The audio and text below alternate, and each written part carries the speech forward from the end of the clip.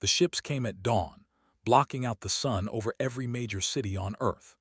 3,000 vessels hung in the sky like dark angels, their hulls gleaming with technology that made humanity's best warships look like toys. They had been waiting in orbit for 6 hours before the transmission began, letting their presence sink into the minds of every human who looked up and saw their world shadowed by an alien armada. Ambassador Al appeared on every screen across the planet. His species, looked vaguely reptilian, with scales that shifted between green and gold. When he spoke, translation software carried his words in every human language simultaneously. "Humans of Earth," he said, his voice carrying the weight of absolute authority. "You have been expanding too quickly. You have claimed worlds that belong to the Convergence by ancient right. You have ignored our warnings and pushed beyond the boundaries we established for your protection." In her office at Earth Defense Command, Admiral Sarah watched the transmission with her command staff gathered around her. She kept her face calm, but her hands gripped the edge of the table hard enough to turn her knuckles white. "The Convergence Council has shown patience with your species," Al continued. "We welcomed you to the galactic community. We offered you protection and guidance, but you have repaid our generosity with defiance. This ends now." The ambassador's image was replaced by a list of demands. The text scrolled across screens in hospitals, homes, military bases, and street corners. Every human on Earth and in the colonies read the same words. Earth would dismantle its military fleet. All colonies beyond the Sol system would be abandoned and transferred to Convergence authority. Humanity would accept technological restrictions to prevent further expansion. A Convergence garrison would be stationed on Earth to ensure compliance. Most importantly, Earth would formally submit to Convergence rule and accept its place as a protected species under their governance. "You have 72 hours to comply," Al said, his face returning to the screens. "If you refuse, we will demonstrate the consequences of defiance. Choose wisely." The transmission ended. For a moment, Earth held its breath. Then the panic began. Admiral muted the news feeds showing riots in Beijing, prayer vigils in, and protests in New York. She turned to her staff. "Show me what we have." The holographic display materialized above the table. 800 Earth Defense Force ships scattered across the solar system. Each one was marked with its current position, armament, and readiness status. Against 3,000 Convergence warships, it was a joke, a massacre waiting to happen. "We can't win," said General Torres, his voice flat. "Even if we had perfect coordination and they stood still while we shot at them, we couldn't win." "I know," said quietly. Her communication panel chimed. The president was calling. She took the call alone in her private office and listened as President spoke with a calm that seemed impossible given the circumstances. "Admiral, I need you on a shuttle to Geneva immediately. There's something you need to see." 6 hours later stood in a bunker 300 meters beneath the ruins of Old Geneva. The facility didn't appear on any official map. Its existence was known to fewer than 20 people on Earth. President stood beside her, along with the heads of state from the European Union, Pan-Asian Coalition, and African Union. They looked at her with expressions she couldn't quite read. Fear, yes, but also something else. Something like hope. "What am I looking at?" asked, staring at the massive display that covered the entire wall of the bunker. "The truth," said. 200 years ago, when humanity first reached the stars and met the Convergence, our leaders understood something very quickly. The Convergence wasn't offering protection. They were offering subjugation with a smile. The display changed, showing data files, intelligence reports, and classified observations dating back 2 centuries. Eyes widened as she read. Every species under Convergence protection was technologically limited. None of them could advance beyond a certain point. Their economies were structured to be dependent on Convergence trade. Their militaries were intentionally kept weak. Any species that grew too strong, too independent, or too ambitious found themselves facing the same choice Earth now faced: submit or be destroyed. "We've been watching them for 200 years, said Premier of the Pan-Asian Coalition. "Learning their tactics, studying their technology, understanding their strategy, and we've been preparing." Touched a control and the display changed again, felt her breath catch in her throat. Ships, thousands of them. The display showed positions scattered across 100 systems, each one marked with stealth status indicators. They were hidden in asteroid fields, camouflaged as debris, buried under the surfaces of dead moons, tucked into the electromagnetic chaos of gas giant magnetospheres. Each position had been carefully chosen, painstakingly prepared, and occupied in absolute secrecy. Project Nightfall said quietly, "The Black Armada." His mind raced through the implications. The colony ships that vanished, the mining disasters, the exploration missions that never came back. "All lies," said President of the African Union. "Or rather, all cover stories. Those weren't tragedies. They were the foundation of our survival strategy." Pulled up another file. Saw generation ships that had supposedly been lost to reactor failures. They were still out there, converted into mobile shipyards, hidden in the dark between stars.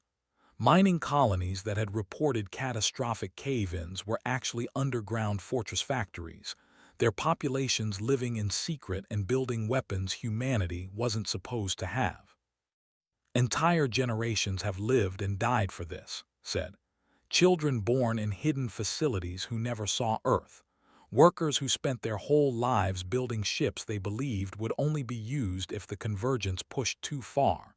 We've sacrificed so much to build this." Stared at the numbers. 12,000 warships.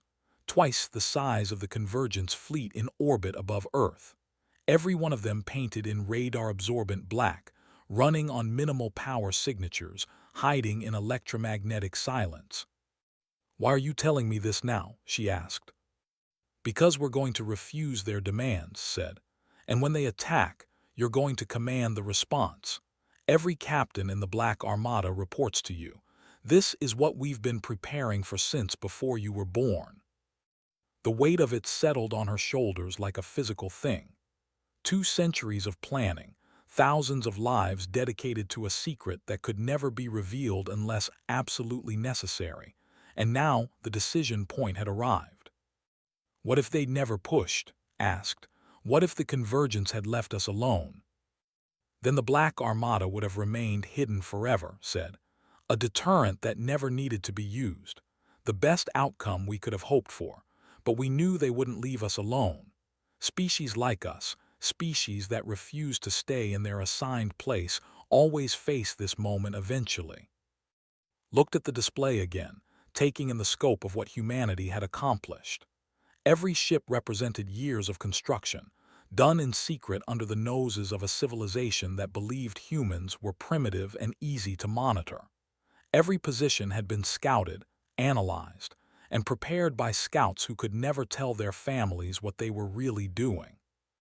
"They think we're helpless," she said slowly. "Yes," said. "And they're about to learn that humanity's greatest weapon has always been our ability to plan for the long term. We smile, we nod, we play weak, and all the while we prepare for the day someone tries to take our freedom." The clock on the wall showed 48 hours remaining until the convergence deadline. Straightened her shoulders and turned to face the leaders of Earth.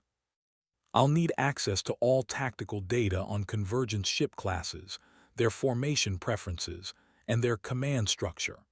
I'll need secure communications with every Black Armada vessel, and I'll need you to understand that when this starts, a lot of humans are going to die." "We know," said quietly. "We've always known. Freedom has never been free." The next 48 hours passed in a blur of preparation. Moved to a different secure facility, this one built into an asteroid in the belt between Mars and Jupiter.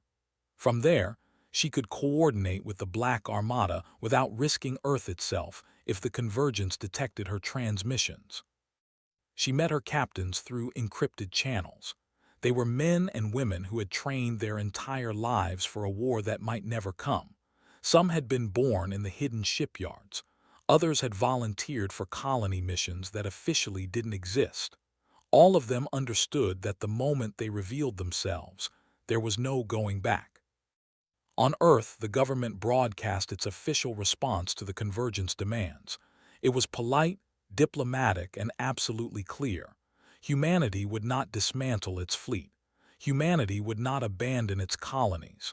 Humanity would not submit to Convergence rule. Earth stood free, and it would remain free.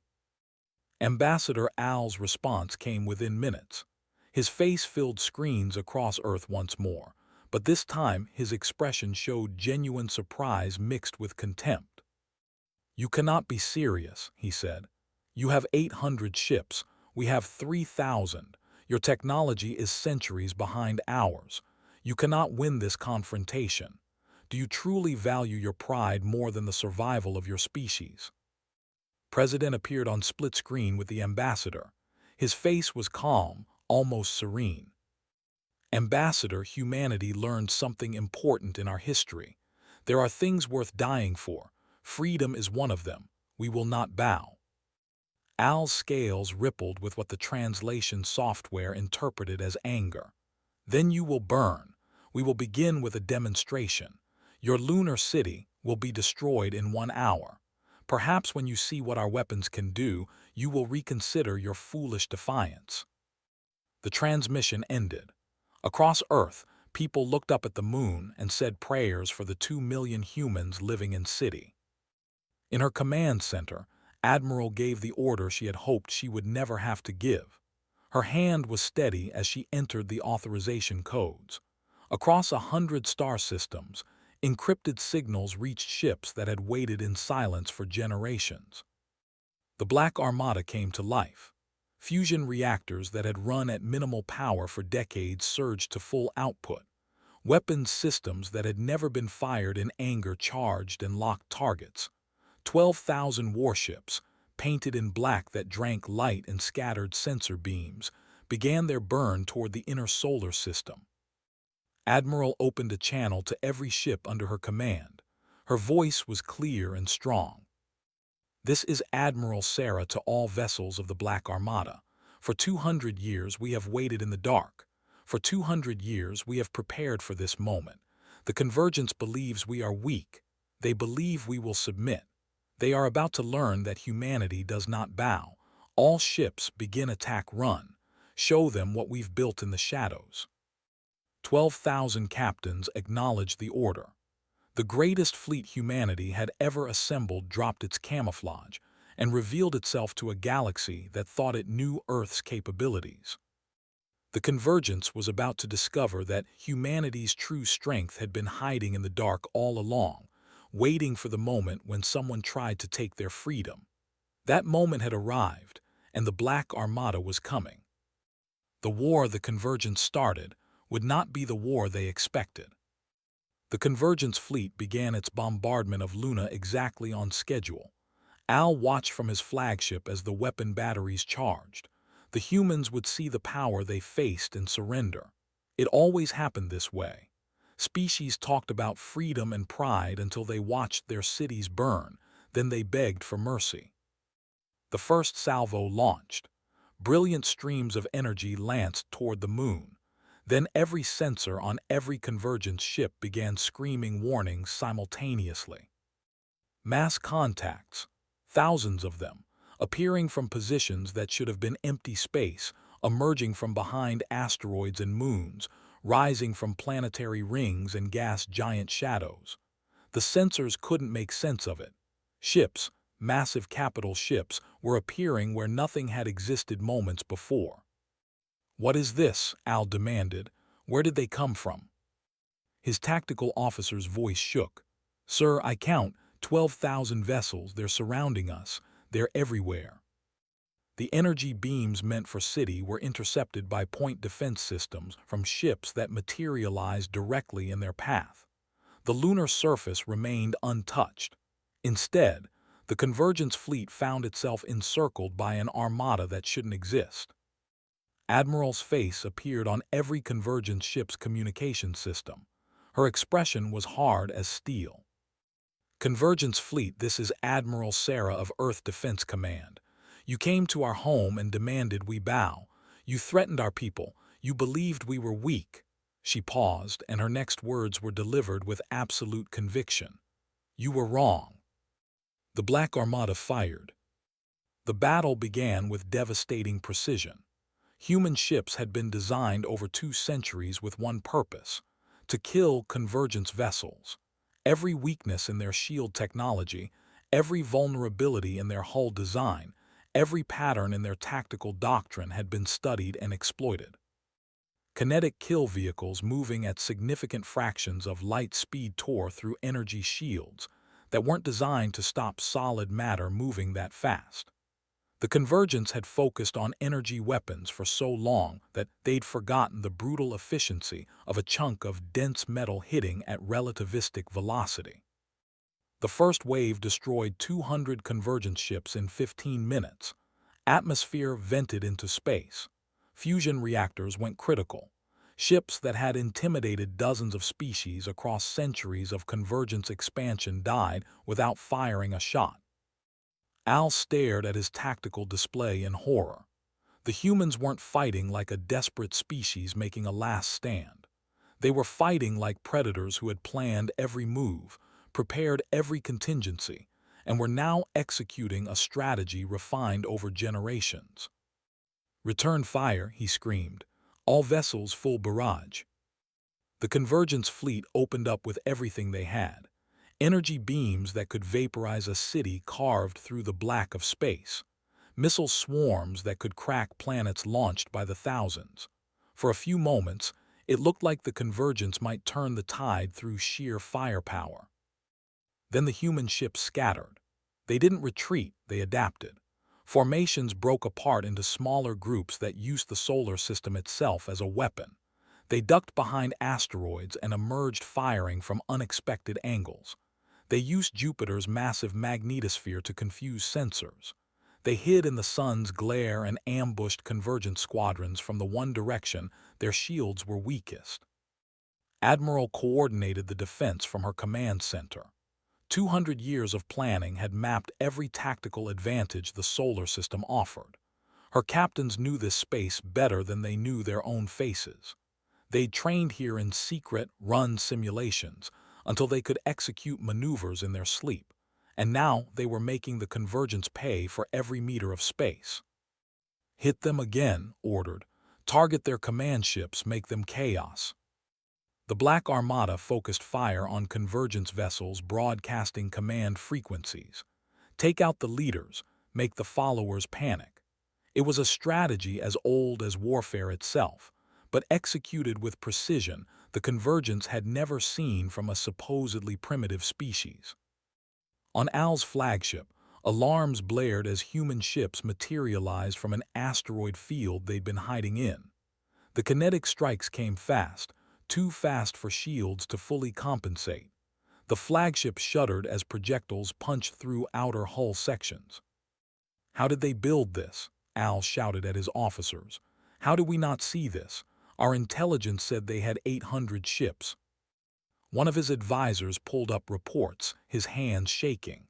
"Sir, every report we received was, every mineral survey, every production number, every colony population count. They've been lying to us for 200 years. The truth hit Al like a physical blow. The humans had looked at the Convergence when they first met and decided to smile and nod and play weak while building the weapons to resist. Every friendly transmission had been a smokescreen. Every trade agreement had been cover for intelligence gathering. Humanity had been preparing for this war since before most Convergent species had even heard of Earth. "Emergency Council transmission," he ordered. "All Convergent species, immediate response required." The holographic images of the other 11 Convergence leaders appeared around him. The trade minister looked panicked. The war chief looked furious. The scientist queen seemed confused. None of them had expected this. "We need reinforcements," Al said. The humans have a fleet twice our size and they've been studying our tactics for centuries. We're being slaughtered. The minister spoke first. This is a disaster, the economic implications alone. Forget economics, the war chief snarled. This is about honor. We issued a challenge and we must see it through. This is about survival, said the queen quietly. If one species can hide a fleet this size from us, what else have we missed? What other species are preparing to resist? The council erupted into argument. Species that had stood united for suddenly found themselves divided. The wanted escalation, the wanted withdrawal, the demanded total victory. The others wavered, watching their grand alliance crack under the pressure of a single defiant species.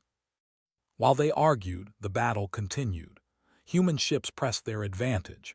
They'd lost vessels too, but their exchange ratio was devastating. 3 convergence ships destroyed for every human loss. The mathematics of attrition were working in humanity's favor. Then the convergence played their final card. Al gave the order himself, overriding protests from 3 other council members. A specialized ship moved toward the sun, its cargo the most forbidden weapon in convergent space. A quantum disruptor, capable of destabilizing a star's fusion process. Admiral's sensors detected the ship and understood its purpose immediately. Her blood went cold. "They're going to kill the sun," she said quietly. "They're going to destroy Sol and everything in this system." Her tactical officer looked at her in horror. "That's forbidden by every convergence treaty. It's been banned for 10,000 years." "They're desperate," said, "and desperate enemies do desperate things." The transmission came through minutes later. Al's face appeared on her screen, scales flushed dark with anger and fear. "Admiral, you have won your battle, but you are about to lose everything. The weapon approaching your star will activate in 1 hour. Stand down your fleet and submit, or your sun dies and takes your entire species with it." It was a bluff. It had to be a bluff. The convergence wouldn't actually destroy an entire star system, kill billions of humans, and render dozens of worlds lifeless forever. They were supposed to be the civilized ones, the protectors of galactic order. But saw the truth in Al's eyes. He was serious. The convergence would rather commit genocide than accept defeat at the hands of a species they considered inferior. She took a breath and made the hardest decision of her life. "All vessels, fall back to secondary positions. Prepare contingency protocol Prometheus." 30 ships broke from the Black Armada. They were different from the others, specially constructed for a single purpose. Each one carried a quantum disruptor in its hold. Each one had jump coordinates already locked into its navigation systems. The coordinates pointed to 12 star systems, the of every species in the Convergence Council. Admiral opened a channel that would broadcast to every ship in the system, human and alien alike. "Ambassador Al, you think we didn't plan for this? You think we built 12,000 warships but didn't consider what weapons you might use if desperate?" Her voice was calm, but it carried the weight of absolute conviction. "We've had quantum disruptors for 80 years. Unlike you, we've never been afraid to admit that mutually assured destruction is sometimes the only language bullies understand." She gestured and the 30 ships transmitted their targeting data. Every convergent species could see exactly where those weapons were aimed. Their suns, their entire civilizations. "If Sol dies, 12 suns die with it," said. "Every one of your species will burn. Your children, your history, your cultures, everything you've ever built will be ash and radiation. That's the price of your pride. So let me ask you, Ambassador, is your ego worth the extinction of your entire species?" The channel went silent. For long minutes, no one spoke. The Convergence fleet held position. The quantum disruptor ship continued its approach toward Sol. The 30 human vessels sat with weapons armed, waiting for the order to jump. Then the minister's voice came through, shaking with fury directed at Al. Stand down right now. You do not have authority to commit genocide. The withdraw from this action immediately." The Queen followed. "The collective withdraws. This has gone too far." One by one, 5 more convergent species pulled back. Their ships began powering down weapons and retreating to defensive positions. The coalition was breaking apart in real time. Al stared at his displays, watching his alliance collapse. The remained, as did 3 other species, but they were now outnumbered by the humans alone, not even counting the convergent species who had withdrawn. "Recall the disruptor ship," he said finally, his voice defeated. The weapon vessel turned away from Saul and began its journey back to the convergence fleet. Admiral kept the 30 Prometheus ships on alert, but didn't give the fire order. For 3 days, the 2 fleets faced each other across the space of Earth's solar system. Debris from destroyed ships drifted between them. Thousands had died on both sides, and now everyone waited to see what would happen next. In her command center, Admiral allowed herself to feel the exhaustion she'd been holding back. They'd survived the first battle, but she knew this wasn't over. The convergence was wounded, but wounded animals were often the most dangerous. She opened a secure channel to President on Earth. "We've bought some time," she said, "but this isn't finished. They'll regroup, bring reinforcements, or find another way to force submission. What's our next move?" Response surprised her. "We've been running a different kind of operation while the battle was happening. Intelligence operations, information warfare, something the convergence never expected. Admiral, we're about to show the entire galaxy what their protectors really are." Felt a grim smile cross her face. Humanity had spent 2 centuries preparing for military confrontation, but they'd also been gathering intelligence, documenting crimes, and building a case against the convergence that would shatter their legitimacy across the galaxy. The war had started with weapons, but it would be won with truth. The data bomb hit the galactic networks like a tsunami. For 200 years, human intelligence operatives had infiltrated convergent space, documenting everything, recording every crime, and storing it all in encrypted files scattered across 1,000 systems. Now, with the convergence fleet damaged and divided, humanity released it all at once. The files showed everything: how the convergence suppressed technology in client species to keep them dependent, how they manipulated economies to extract wealth, how they staged incidents to justify military occupation, how they quietly eliminated leaders of species that grew too ambitious or independent. Client species across the galaxy watched the evidence on their screens. They told their advancement limits were for their own safety, learned the convergence had stolen their research, and claimed it as their own. The proud warriors reduced to ceremonial guards discovered their greatest military leader had been assassinated by convergence agents to prevent a rebellion. The master traders forced into exploitative contracts saw proof that their economic crises had been manufactured to maintain dependency. On 37 worlds, populations that had accepted convergence protection for centuries suddenly understood they weren't being protected at all. They were being farmed. The riots started within hours. Convergence embassies burned. Client species militaries turned on their convergence advisors. Governments that had cooperated with the occupation for generations collapsed as their populations demanded answers. Ambassador Al watched his civilization's reputation disintegrate in real time. Every news feed across the galaxy showed the same footage, the same documents, the same undeniable proof. The convergence had maintained control through lies, and now the lies were exposed. President appeared via transmission to the Convergence Council, broadcasting not just to them, but to every species monitoring the situation. "For 200 years you thought you were watching us," he said. "You thought you understood humanity. You believed we were primitive, easily monitored, simple to control. But while you watched, we were learning. We saw how you operated. We documented your methods. And we prepared not just for war, but for the day when the truth would set the galaxy free." The minister spoke, her voice cold with fury at being deceived. "What are your demands, President? What does Earth want?" His answer was direct and uncompromising.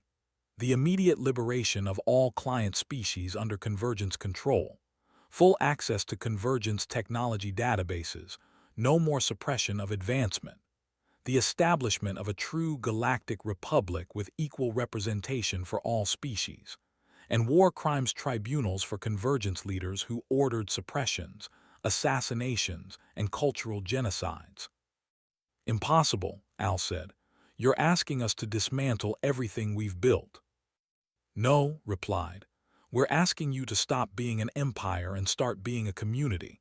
The Convergence can evolve or it can die. The choice is yours." The council erupted into chaos. 3 species immediately agreed to humanity's terms, seeing the writing on the wall. The pragmatic, as always, calculated the economic cost of resistance versus cooperation and chose survival. The scientists at heart were horrified by the proof of suppressed research and sided with reform. 5 species refused outright.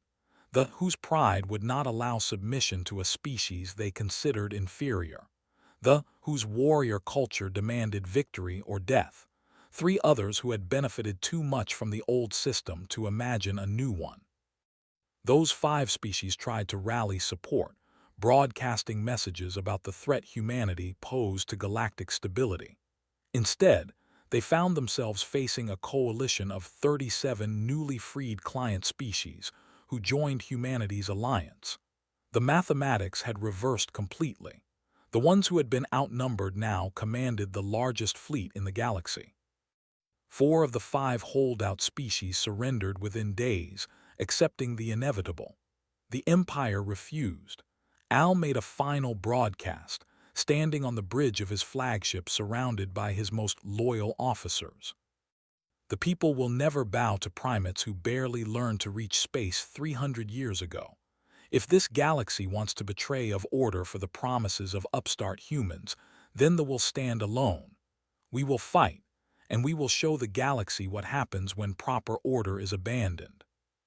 It was suicide, and everyone knew it. The fleet was outnumbered 50-1. But pride, the same pride that had led them to demand Earth's submission, would not let them accept defeat.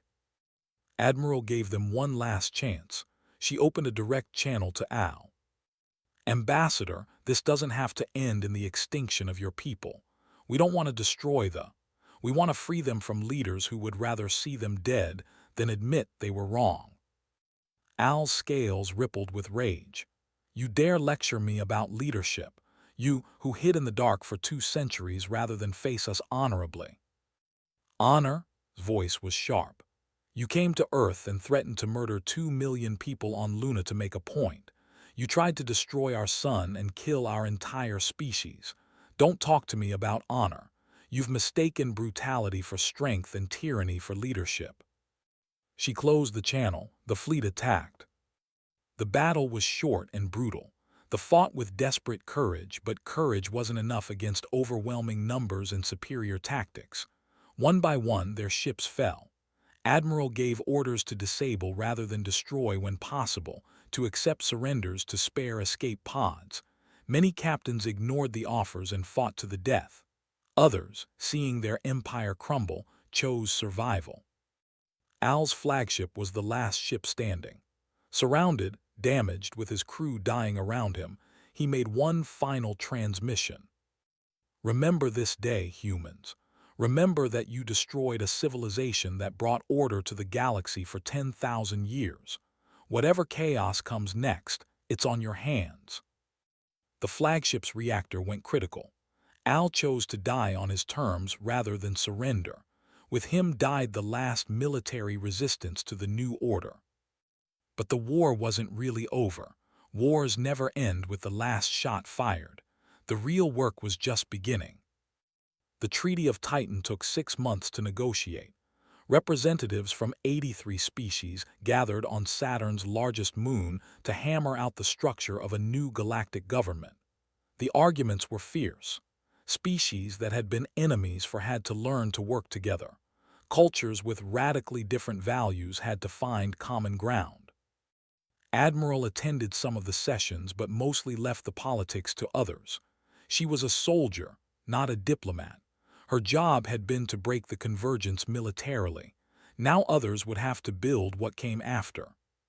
She spent her time overseeing the integration of former convergent species into the expanded Black Armada, now renamed the Galactic Defense Coalition.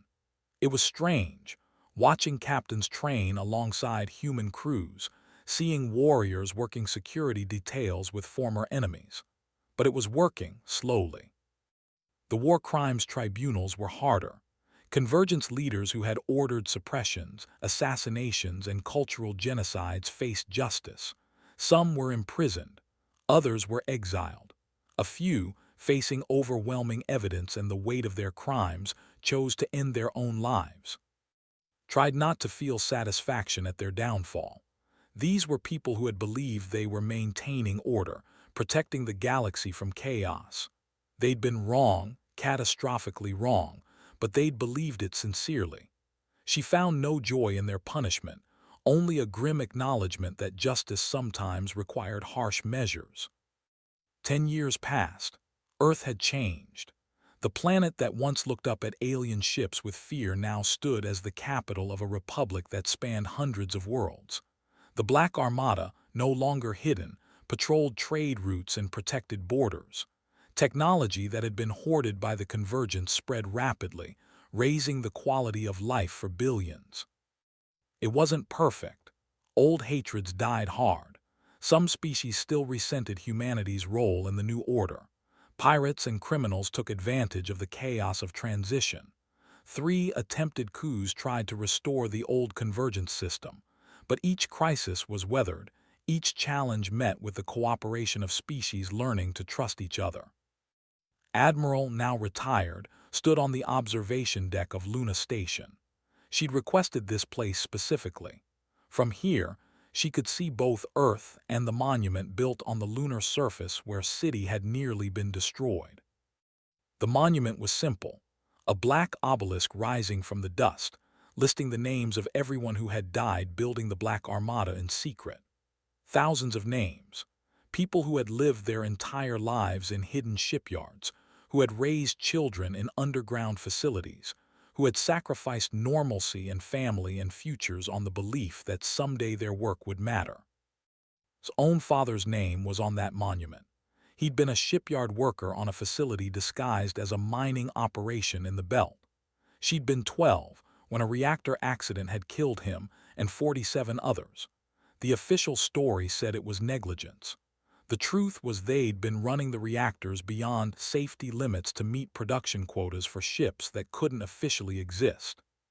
She touched the glass of the observation window, looking down at the monument. "We did it, Dad. Your work mattered. All of your work mattered." Her communicator chimed. A new alien civilization had made first contact at the edge of Republican space. They'd arrived with a military fleet and were demanding to speak to whoever governed this region. Smiled grimly. Some species never learned. She opened a channel to the Defense Coalition Command Center. "This is Admiral. I'm coming out of retirement temporarily. And someone remind our new visitors that we have very specific protocols for civilizations that arrive making demands." She left the observation deck and headed for her ship. The galaxy had learned its lesson when humanity refused to bow, but apparently it needed occasional reminders. That was fine. The Black Armada, now a coalition of 47 species working together, was ready to provide that reminder as many times as necessary. As she walked through the station, she passed a school group on a field trip. The children were a mix of species, human and alien together, listening to a teacher explain the history of the convergence era. The teacher pointed out the observation window at Earth. "That planet changed everything," the teacher said. "When they were told to bow, they built an armada in secret instead. When they were threatened with extinction, they stood their ground. And when they won, they didn't become the new empire. They built something better. Remember that. Remember that freedom is never given. It's taken by those brave enough to stand up and say no. Listened and felt something like hope. The next generation understood. They knew what had been sacrificed, what had been won, and what had to be protected. Maybe this new order would last. Maybe the galaxy had finally learned that prosperity came from cooperation, not domination. Or maybe another empire would rise eventually, and the cycle would begin again. But if that day came, the galaxy now knew something it hadn't known before. There would always be species willing to stand in the dark, prepare in secret, and refuse to bow. Boarded her ship and set course for the edge of Republican space. A new civilization needed to learn that lesson. She'd be happy to teach them, one way or another. The Black Armada had been built for a war that almost destroyed humanity, but it had become something more. A promise that the age of empires was over, and anyone who tried to bring it back would face the united resistance of a free galaxy. The ship jumped to FTL, leaving Luna behind. The monument stood on the surface, names carved in black stone, a reminder of the price of freedom.